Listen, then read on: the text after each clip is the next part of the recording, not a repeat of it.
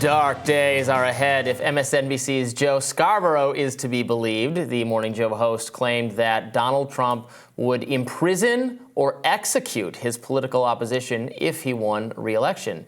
Here's some of what he had to say. If he is voted into office, then a lot of these people that are talking about literal or figurative or whatever the hell they're saying, you're going to look like idiots because he will get away with, he will imprison, he will execute whoever he's allowed to imprison, execute, drive from the country. Scarborough's dire prognostication comes on the heels of recent comments by Trump pledging to root out the communists, Marxists, fascists, and radical left thugs in America, and comparing his political opposition to vermin. Meanwhile, Donald Trump issued a hearty congratulations to libertarian Argentinian president-elect Javier Milei. Let's watch that. A very special congratulations to Javier Milei on a great race for president of Argentina.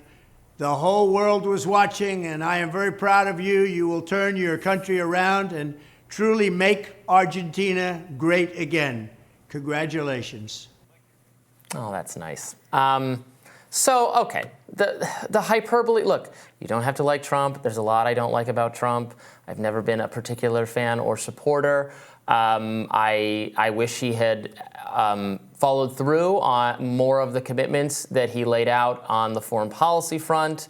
But whatever. But he's not going to execute his political opponents. Like, this is just getting so out of hand. And it's funny when they accuse him of being the most dangerous demagogue authority imprisoning people while they are in the midst right now of trying to imprison him, going through the legal process, based on the election stuff that he did and whatever. They're making their case and it's playing out in the criminal system, and that's fine. But that's how it works. So I find it so ironic. I mean, it is extraordinary, I think, largely to be trying to criminally charge a president largely based on things he said that weren't true and that he shouldn't have done, but largely speech. And they're doing that. It's unprecedented. And they're saying he is the one so far outside the norm. I just don't buy it. Well, trying to circumvent the American election process, radically alter our democracy into something that benefits him because he only believes in democracy if democracy means he wins every time. In addition to essentially putting a target on the backs of black poll workers in Georgia, it's kind of a big deal. These women were afraid to go outside. They were being threatened at grocery stores. There were literally people waiting for them. Him being charged hundreds of times in multiple jurisdictions across the country is a really big deal. That's something that is unprecedented for anyone. I agree with that. Much less the president of the United States. But I think that what we're seeing here, I agree with you in part. Execute was a little bit of a strong term. I'm not, down with Joe Scarborough on that one. But this is a very interesting point in our nation's history, where you have a former president who has literally threatened every opponent. From the left to the right to those who have also spoken out against him, who actually used to work on his campaign, even his former attorney. He's threatening everybody and their mama, and up to and including jurors and judges themselves. It is a wild process where he is willing to get rid of our democratic processes, but also organizations of prosecution. He wants to strip the DOJ. He wants to limit the powers, the powers that check the power of the president's office purposely. That is a dictatorial stance. We talked about the authoritarian slide in this country for 2.5 decades, and now we have just slid directly into it. Former President Trump wants that. He wants to incentivize power within himself and only him. He praises dictators. He coddles dictators. He uses the language of Hitler. He uses the language of Mein Kampf. He uses the language of those who are absolutely fine with not only not having democracies, but actually destroying democracies across the globe.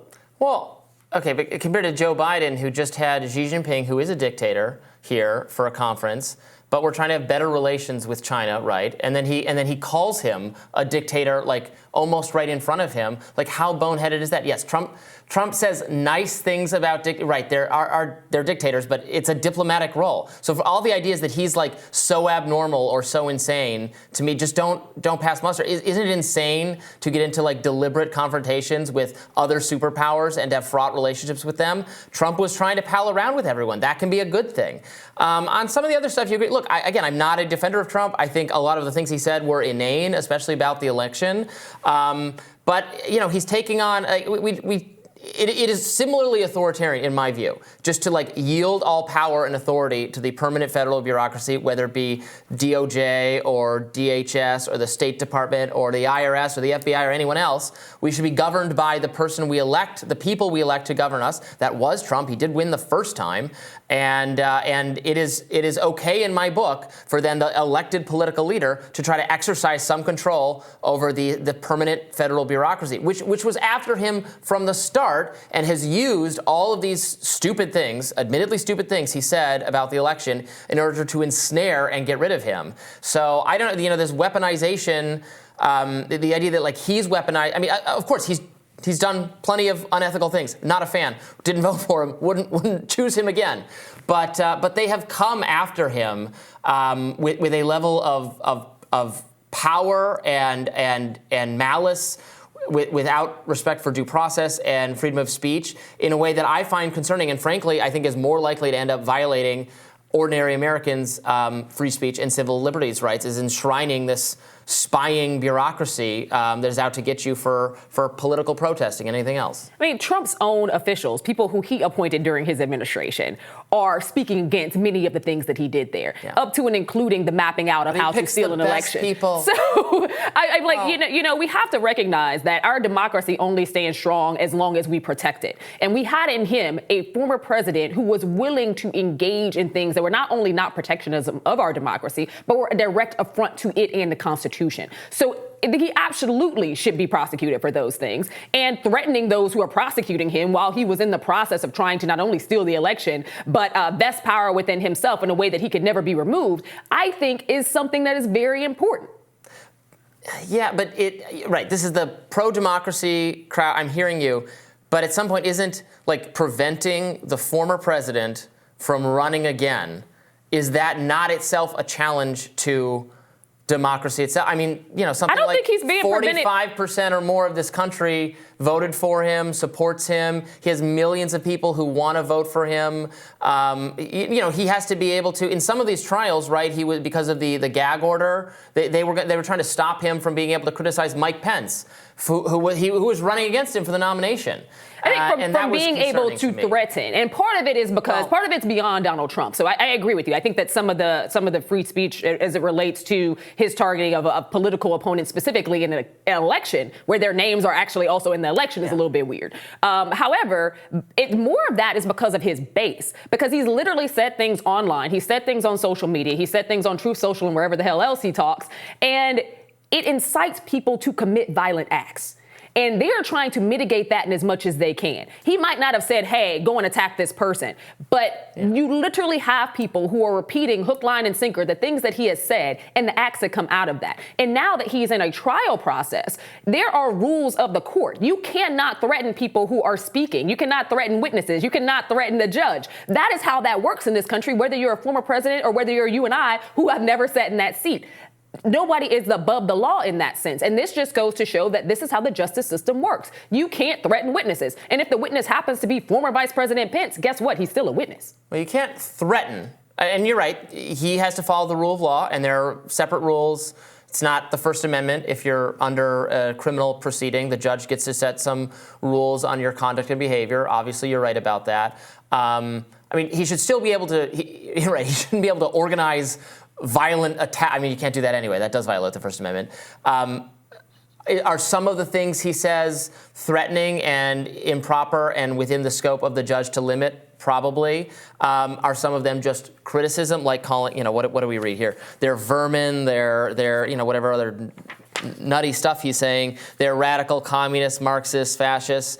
I don't know, that's threatening. That's, again, it's hyperbole, but it's the kind of colorful language he is known for. And if you don't like it, I think it's the time that we have to be him and not vote for him. The Marxist, fascist, socialist, whatever, like that he's been saying that for decades. Yeah. It's more so vermin at this point in America's history, where we are literally engaging in support of and trying to protect the Israeli people. We know what that term means. We know who most recently used it in a very derogatory term towards Jews. It is the time frame in which he used it. Now, granted, he wasn't talking about Jews when he used it in former President Trump. However, it draws a lot of ire from people who are currently under attack. And I think that there has to be recognized by somebody who is running for leader of the free world. Nothing that the Democrats are doing or nothing that the Biden campaign or anybody else has done can prevent Donald Trump from running. First and foremost, he's running. He's light years ahead of all of his Republican opponents. He's not going to show up to any debate. Quite frankly, he doesn't have to. If I was him, I wouldn't either. If I'm 40 plus percentage points ahead of everyone else, showing up to a debate is a waste of my time.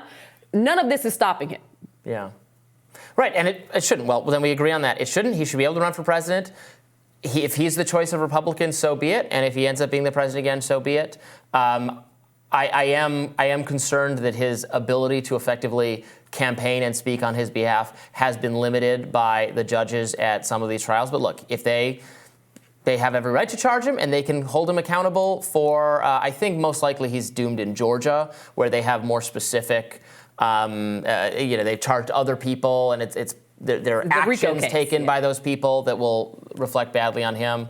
But I mean, the best thing to do is just to defeat him at the ballot box. If you don't like Trump, right, is to vote for somebody else, is to defeat him, because he's never, because I think some in the Democratic, obviously there's a lot of people, diverse people. I think some in the Democratic coalition or the pro-democracy coalition imagine they don't agree with you. They think we can get rid of Trump by charging him with enough stuff, and that's how we stop him. Not actually at the ballot box, but by so consuming him with these trials of varying legitimacy is the way we get rid of him, and that's not true.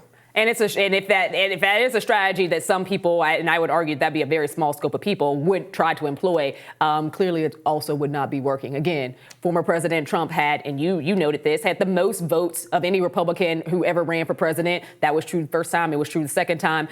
He is also somebody who, again, is light years ahead of his Republican opponents, and that's having all of these trials on the calendar. None of that has changed. Yeah. All right. You let us know what you think. More Rising right after this.